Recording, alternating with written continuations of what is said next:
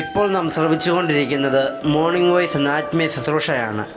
ഇന്ന് ആരാധകമായ ചിന്ത പങ്കുവയ്ക്കുന്നത് കർത്താവിന്റെ ദാസൻ വിൽസൺ വർഗീസ് തണ്ണിത്തോട്. മാനവസം മാനിതനേ, മാനവസം മാനിതനേ, മാനനീയ രൂപനേ, മമ ജീവനേ മഹേശനേ, സ്തോത്രം ശ്രീമനുവേലനേ, മമ ജീവനേ മഹേശനേ, സ്തോത്രം ശ്രീമനുവേലനേ, മമ ജീവനേ മഹേശനേ.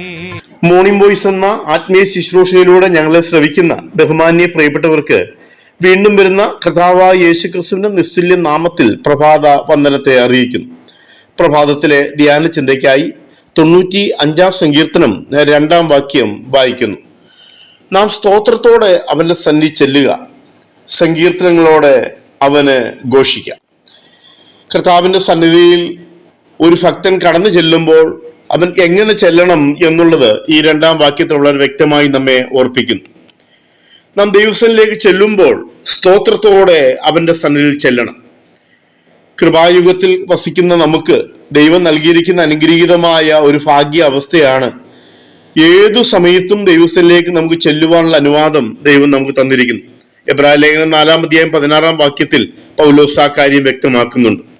എന്നാൽ ന്യായപ്രമാണ യുഗത്തിൽ ദൈവസന്നിധിയിലേക്ക് എല്ലാവർക്കും എല്ലായ്പ്പോഴും ചെല്ലുവാൻ കഴിയുമായിരുന്നില്ല. ദൈവം നിയോഗിച്ചിരിക്കുന്ന ചില വ്യക്തികൾക്ക് മാത്രമേ ദൈവത്തോട് അടുത്ത് ചെല്ലുവാൻ കഴിയുമായിരുന്നുള്ളൂ.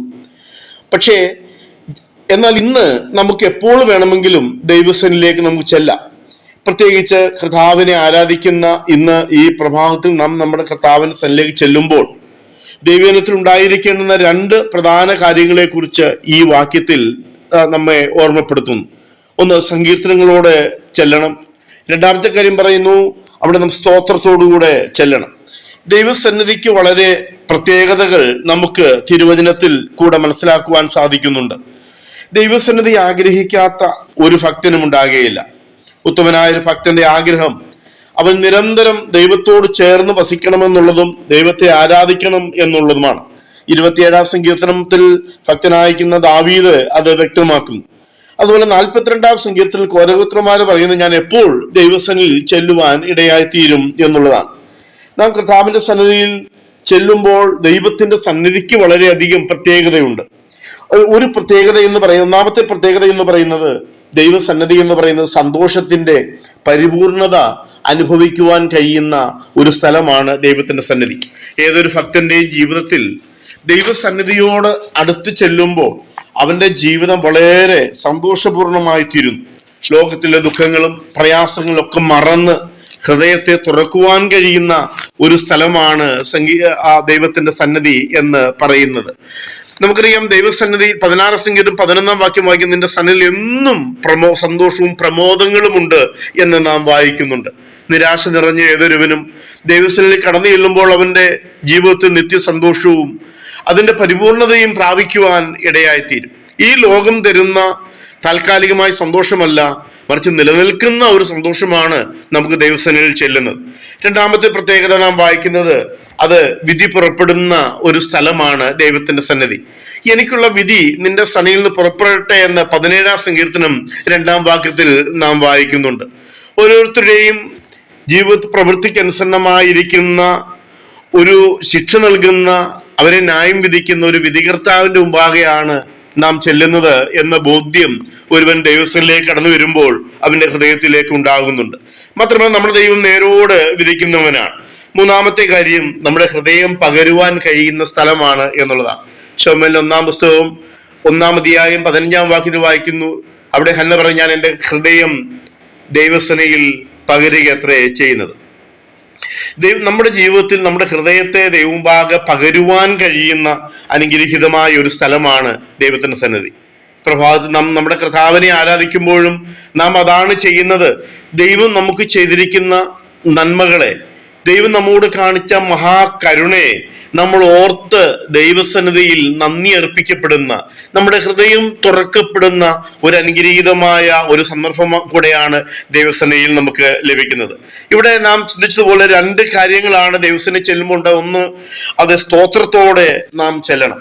അനേകവിധ വിശിഷ്ട ഗുണങ്ങളുള്ള ദൈവസന്നിധിയിൽ നാം സ്തോത്രത്തോടെ ചെല്ലണം എന്ന് സംഗീതക്കാരൻ നമ്മെ ഓർപ്പിക്കുന്നു. സ്തോത്രം എന്നാൽ കൃതജ്ഞത, നന്ദി അർപ്പണം എന്നാണ്. മനുഷ്യൻ പല സാഹചര്യങ്ങളിലും ദൈവത്തോട് നന്ദിയില്ലാത്തവരായി തീരാറുണ്ട്. ഇസ്രായേലാകട്ടെ തങ്ങളെ മിസ്രൈമിൽ നിന്ന് വീണ്ടെടുത്ത് രക്ഷിച്ച ദൈവത്തെ പല ആവർത്തി അവർ തങ്ങളുടെ ജീവിതത്തിൽ മറന്നു കളഞ്ഞു. അവർ നന്ദിയില്ലാത്ത ഹൃദയമുള്ളവരായി തീർന്നു എന്ന് വായിക്കുന്നുണ്ട്. അതെ, എന്നാൽ ദൈവം ചെയ്ത നന്മകളെ ഓർക്കുമ്പോൾ ഒരു ഭക്തന് തന്നിലേക്ക് തന്നെ നോക്കി പറയുവാൻ കഴിയുന്ന കാര്യം, എൻ മനമേ യഹോവയെ വാഴ്ത്തുക, എന്റെ സർവ്വ അന്തരംഗവുമേ അവന്റെ വിശുദ്ധ നാമത്തെ വാഴ്ത്തുക, അവന്റെ ഉപകാരങ്ങൾ ഒന്നും മറക്കരുത് എന്നുള്ളതാണ്. ജീവിതത്തിൽ ദൈവം ചെയ്തിരിക്കുന്ന നന്മകളെ ഓർത്ത് ദൈവത്തിന് നന്ദി അർപ്പിക്കാൻ നമുക്ക് കഴിയണം. മാത്രമല്ല, സ്തോത്രം അർപ്പിക്കലിന് വ്യക്തമായ ഒരു ഉദാഹരണം നമ്മുടെ കർത്താവ് പുതിയ സുവിശേഷങ്ങളിൽ രേഖപ്പെടുത്തിയിരിക്കുന്ന ശ്രദ്ധേയമാണ്. ലൂക്കോസ് സുവിശേഷം 17-ാം അധ്യായം 11 മുതൽ 19 വാക്യങ്ങളിൽ നാം അത് ചിന്തിക്കുമ്പോൾ കാണാൻ കഴിയുന്നത്, സൗഖ്യം വന്നതായ ഒരു മനുഷ്യൻ, ഒരു കുഷ്ഠരോഗി മനുഷ്യൻ, അവൻ ഉച്ചത്തിൽ ദൈവത്തെ മഹത്വപ്പെടുത്തിക്കൊണ്ട് മടങ്ങി വന്ന് അവന്റെ കാൽക്കൽ വീണു എന്ന് നാം വായിക്കുന്നുണ്ട്. ദൈവം ചെയ്ത നന്മ ഓർക്കുമ്പോൾ തനിക്ക് മൗനമായിരിക്കുവാൻ കൊണ്ടും കഴിയുകയില്ല. താൻ ഇങ്ങനെയാണ് ചെയ്തത്. ലൂക്കോസ് വായിക്കുന്നത്, അവൻ ഉച്ചത്തിൽ ദൈവത്തെ മഹത്വപ്പെടുത്തിക്കൊണ്ട് മടങ്ങി വന്നു എന്ന് നാം വായിക്കുന്നു. ഇന്ന് പകൽ ഈ പ്രഭാതം നാം നമ്മുടെ കർത്താവിനെ ആരാധിക്കുമ്പോൾ നമ്മുടെ ഹൃദയത്തിൽ ദൈവം നമുക്ക് ചെയ്ത നന്മകളെ കുറിച്ച് നാം ഓർക്കുന്നുണ്ടോ? ഇവിടെ സംഗീതക്കാരൻ പറയുന്നു, സ്തോത്രത്തോടെ അവന്റെ സന്നിധിയിൽ ചെല്ലണം. സ്തോത്രം എന്നുള്ളത് ഒരു യാഗ അർപ്പണമാണ്. നമുക്കറിയാം, ദൈവം ചെയ്ത നന്മകൾക്ക് അതേ പ്രത്യുപകാരമായി നമുക്ക് ചെയ്യുവാൻ കഴിയുന്നത് ദൈവമുമ്പാകെ നന്ദി അർപ്പിക്കുക മാത്രമാണ്. പാപികളും ദൈവവിരോധികളുമായിരുന്ന നമ്മെ നമ്മുടെ കർത്താവ് സ്നേഹിച്ചു എന്നുള്ളത് ഏറ്റവും ശ്രേഷ്ഠമേറിയ കാര്യമാണ്. ഒരു കണ്ണിനും ദയ തോന്നാതിരുന്ന നമ്മെ നമ്മുടെ കർത്താവ് തേടിയെത്തി തന്റെ ജീവൻ നമുക്ക് മറുവിലയായി നൽകി നമ്മെ വീണ്ടെടുക്കുവാൻ തക്ക നമ്മുടെയായി തീർന്നു. കാൽവരി ക്രൂശിൽ കർത്താവ് നമ്മോട് കാണിച്ച ആ കരുണ, തന്റെ സ്നേഹത്തിന്റെ ആ മഹത്വം നമുക്ക് മറക്കാവതല്ല. അതുകൊണ്ടാണ് പൗലോസ് പറയുന്നു, കരുണാസമ്പന്നനായ ദൈവമോ നമ്മെ സ്നേഹിച്ച മഹാസ്നേഹം എന്ന് നാം വായിക്കുന്നുണ്ട്. ദൈവം നമ്മോട് കാണിച്ച സ്നേഹം കേവല സ്നേഹമല്ല, അത് മഹാസ്നേഹമാണ്. അതുകൊണ്ട് ഇന്ന് പകൽ നമുക്ക് നമ്മുടെ കർത്താവിന് മുമ്പാകെ നമുക്ക് അടുത്ത് കിടന്നില്ല. സംഗീതക്കാരൻ ഇവിടെ നമ്മെ ഓർപ്പിക്കുന്നത്, നാം സ്തോത്രത്തോടെ അവന്റെ സന്നിധിയിലേക്ക് ചെല്ലുക.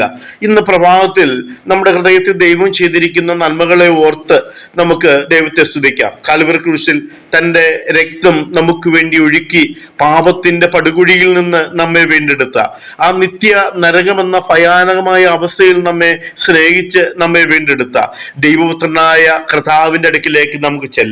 നമ്മെ സ്നേഹിക്കുന്ന ഒരു കർത്താവുണ്ട്, നമ്മെ അതേ പരിപാലിക്കുന്ന ഒരു കർത്താവുണ്ട്. നാളിതുവരെ നമ്മോട് കരുണ കാണിച്ച, ആ ക്രൂശിലോളം നമ്മെ സ്നേഹിച്ച, നിത്യ ദൈവരാജ്യത്തിന് നമ്മെ അവകാശിയായി തീർത്ത ആ കർത്താവിന്റെ പദപീഠങ്ങളിൽ വീണ് നന്ദി അർപ്പിച്ച് സ്തോത്രം അർപ്പിച്ചുകൊണ്ട് കർത്താവിനെ ആരാധിപ്പാനും മഹത്വപ്പെടുത്തുവാനും ഈ ചെറിയ ചിന്തകളാൽ ദൈവം നമ്മെ ഏവരെയും ധാരാളമായി സഹായിക്കുമാറാകട്ടെ. കർത്താവിന്റെ നാമം ഇന്നും എന്നേക്കും മഹത്വപ്പെടുത്തുമാറാകട്ടെ. ആമേൻ.